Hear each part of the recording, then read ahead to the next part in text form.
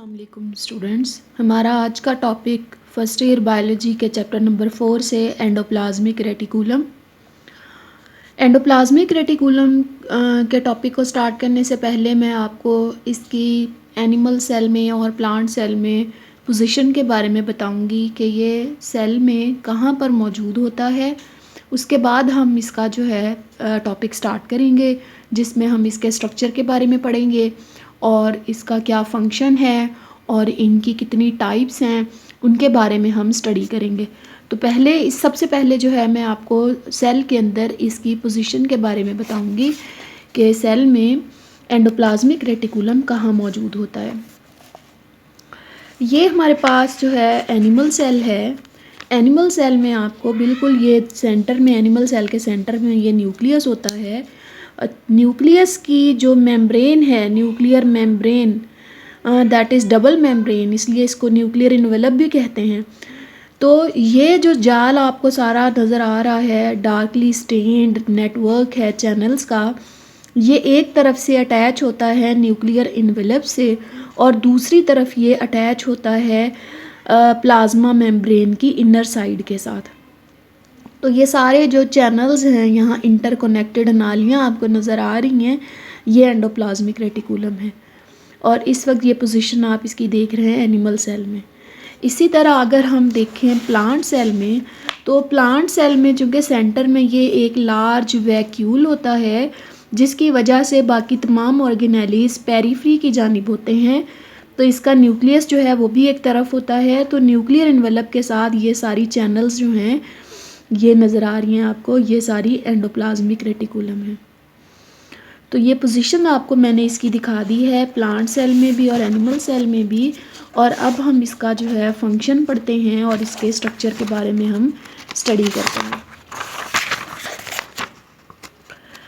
तो endoplasmic reticulum under an electron microscope, a network of channels is seen extending throughout the cytoplasm. जब आप electron microscope के नीचे देखते हैं तो आपको साइटोप्लाज्म में नालियों का एक जाल फैला हुआ नज़र आता है। These channels are often continuous with plasma membrane and also appear to be in contact with the nuclear membrane. ये वही बात जो अभी मैंने आपको डायग्राम में भी दिखाई कि एक तरफ तो ये नालियाँ जो हैं वो अटैच हैं प्लाज्मा मेम्ब्रेन की इनर साइड के साथ, या जो जिसको हम कहते हैं सेल मेम्ब्रेन, उसकी इनर साइड के साथ, और दूसरी तरफ जो है ये कांटेक्ट में है न्यूक्लियर मेम्ब्रेन या न्यूक्लियर इन्वेलप के साथ, उसके साथ भी अटैच है। This entire system of channels is the endoplasmic reticulum. These membranes vary widely in appearance from cell to cell. Different types के सेल्स में इन चैनल्स की जो शेप है वो डिफरेंट होती है, ठीक है, एक जैसी नहीं है अपीयरेंस जो है। The material present in these channels is separated from the cytoplasmic materials by the spherical or tubular membranes called cisternae. अभी जैसे मैंने कहा कि नालियाँ बनी हुई हैं, तो इसका मतलब है कि इन नालियों के अंदर लाजमी तौर पर कोई ना कोई मटेरियल भी मौजूद होगा। लिहाजा इन चैनल्स के अंदर जो भी मटेरियल है उसको साइटोप्लाज्म से सेपरेट करने के लिए मेम्ब्रेनस सिस्टम ये सारा मौजूद है। इन्हीं मेम्ब्रेन्स ने ये चैनल्स बनाई हुई हैं और ये इन मेम्ब्रेन्स की शेप कैसी हो सकती है, गोल हो सकती है, ट्यूबुलर हो सकती है, ट्यूब की तरह, और इनको हम नाम दे देते हैं सिस्टर्नी का। तो ये जो सिस्टर्नी हैं इनकी इनर साइड में ये सिस्टर्नी ही चैनल्स बना रही हैं, नालियाँ बना रही हैं। इन नालियों में जो भी मटेरियल है वो साइटोप्लाज्म से अलग रहता है। अब हम बात करेंगे इनकी टाइप्स की। एंडोप्लाज्मिक रेटिकुलम की कितनी टाइप्स हैं? There are 2 morphological forms of endoplasmic reticulum. अच्छा, स्ट्रक्चर में कोई डिफरेंस नहीं है, स्ट्रक्चर वाइज तमाम एंडोप्लाज्मिक रेटिकुलम एक ही तरह का है, लेकिन मॉर्फोलॉजी के लिहाज से, शक्ल सूरत के लिहाज से, अपीयरेंस के लिहाज से एंडोप्लाज्मिक रेटिकुलम की 2 टाइप्स हैं। किस तरह 2 टाइप्स हैं कि कुछ एंडोप्लाज्मिक रेटिकुलम जो हैं उनके ऊपर राइबोसोम अटैच हो जाते हैं, ठीक है। कुछ चैनल्स ऐसी हैं एंडोप्लाज्मिक रेटिकुलम की कि उनके ऊपर राइबोसोम्स अटैच हो जाते हैं, तो अब उनकी सरफेस जो है वो रफ़ हो जाएगी, ठीक है। ये जैसे डायग्राम में भी ये ब्लैक ब्लैक जो डॉट्स हैं ये राइबोसोम नज़र आ रहे हैं, राइबोसोम को मेंशन किया हुआ है। तो एंडोप्लाज्म और ये न्यूक्लियर मेम्ब्रेन दिखाई हुई है जिसके साथ जो है एंडोप्लाज्मिक रेटिकुलम अटैच है। तो वो एंडोप्लाज्मिक रेटिकुलम जिनके साथ राइबोसोम अटैच हो जाएंगे उनकी सरफेस रफ हो जाएगी, लिहाजा उनको हम बोल देते हैं रफ एंडोप्लाज्मिक रेटिकुलम। दूसरी टाइप है स्मूथ फॉर्म विदाउट राइबोसोम, जिनके साथ राइबोसोम सरफेस पे अटैच नहीं है उनको हम कह देंगे smooth endoplasmic reticulum.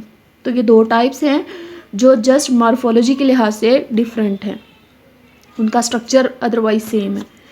The rough surfaced endoplasmic reticulum is involved in the synthesis of protein.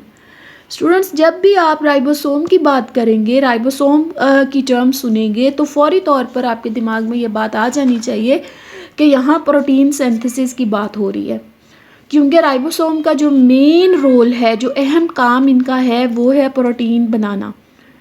लिहाजा जो रफ सरफेस्ड एंडोप्लाज्मिक रेटिकुलम है वो किस में इन्वॉल्व होंगे, प्रोटीन बनाने में। किस वजह से? Due to presence of ribosomes on their surface. After synthesis, the proteins are either stored in the cytoplasm or exported out of the cell through these channels. अब राइबोसोम ने प्रोटीन बना ली, अगर तो सेल के अंदर ही ज़रूरत है इन प्रोटीन्स की तो ये प्रोटीन साइटोप्लाज्म में चली जाएंगी, लेकिन अगर सेल के अंदर इनकी ज़रूरत नहीं है, सेल से बाहर इनका कोई टारगेट है जहाँ इनको पहुँचना है प्रोटीन्स को, तो फिर यही चैनल्स जो हैं एंडोप्लाज्मिक रेटिकुलम की जो चैनल्स हैं वो इन प्रोटीन्स को सेल के बाहर एक्सपोर्ट कर देंगी, बाहर भेज देंगी। This smooth surfaced endoplasmic reticulum helps in metabolism of a number of different types of molecules, particularly lipids. अभी हमने फंक्शन पढ़ा रफ एंडोप्लाज्मिक रेटिकुलम का, RER का। अब हम पढ़ रहे हैं किसका? SER का, यानी कि स्मूथ एंडोप्लाज्मिक रेटिकुलम का।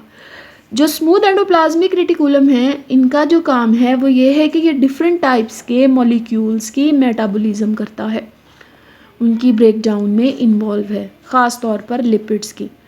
दे also help to detoxify the harmful drugs. इसके अलावा अगर कोई नुकसान देने वाले ड्रग्स हैं, कोई मेडिसन्स हैं, उनका कोई साइड इफ़ेक्ट है तो ये उनके जहरीलेपन को भी कम करता है। In addition, smooth endoplasmic reticulum also plays an important role in the transport of materials from one part of the cell to the other. इसके अलावा क्या करते हैं स्मूथ एंडोप्लाज्मिक रेटिकुलम? सेल के एक हिस्से से अगर दूसरे हिस्से तक कोई मटेरियल भिजवाना है, पहुंचाना है, तो उसमें भी ये मेन रोल प्ले करता है। चैनल्स हैं, इन चैनल्स के रास्ते, नालियों के रास्ते बासानी मटेरियल सेल के एक हिस्से से दूसरे हिस्से तक पहुंच जाता है। Endoplasmic reticulum also provides mechanical support to the cell so that its shape is maintained. Endoplasmic reticulum जो है ये सेल को सपोर्ट भी फ्राहम करते हैं, क्योंकि ये सेल के अंदर फैले हुए हैं, और जब ये सेल के अंदर फैले हुए होंगे तो ये सेल को ऑटोमेटिकली एक सपोर्ट दे रहे हैं, उसकी शक्ल को मेंटेन रखे हुए हैं।